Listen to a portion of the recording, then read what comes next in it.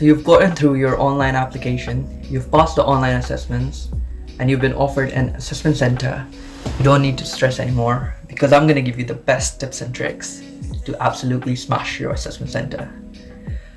So first of all, I'm going to go through a standard structure of an assessment center. It's normally divided into a group exercise, a written report, sometimes numerical and verbal tests, and an interview. I'm going to mostly focus on the group exercise because that's the one that people stress about the most.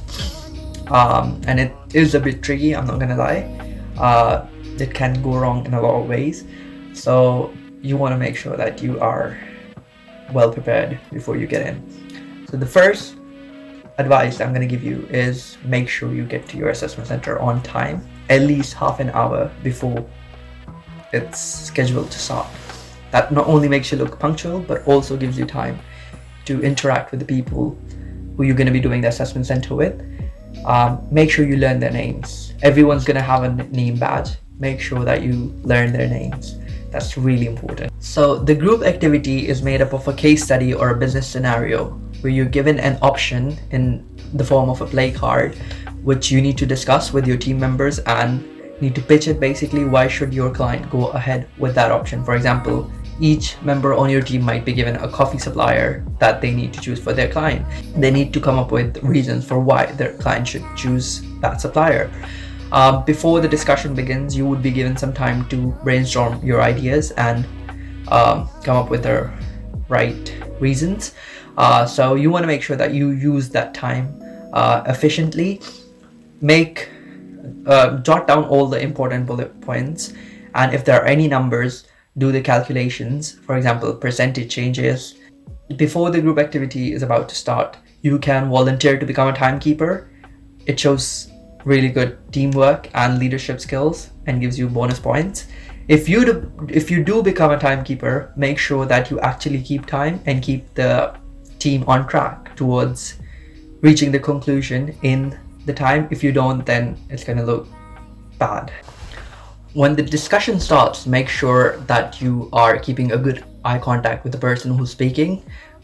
Smile, and if you like someone's points, say things like, I like Tom's idea, I really appreciate what James said. Then you also want to make sure that you are keeping the team on track towards reaching the conclusion. So try to reiterate what's already been said and try to steer the team towards the final conclusion.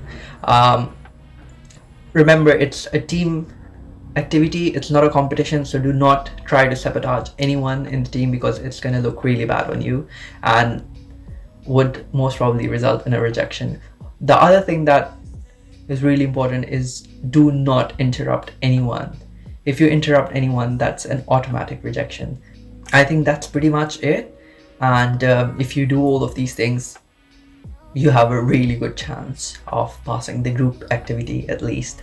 I'm gonna talk a little bit about the written exercise as well. The written exercise will normally involve writing a business report where you have to give some sort of recommendations. Make sure you follow a proper business report layout. So write things like to, from, date, address to whoever, and your name at the end, because that's important. Then you want to make sure that your points are really concise. You can use bullet points, but make sure that you write full sentences.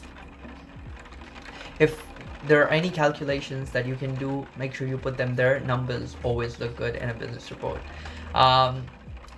Keep the recommendations really concise. Don't use flowery language at all. You want to keep it very formal. Make sure that you do come up with a conclusion. Normally the business report is very time constrained. Even if your points, if your main body is lacking, you want to make sure that you have a conclusion in the end, because if you don't have a conclusion, then you're not really recommending anything, and that most likely means that you're going to be unsuccessful.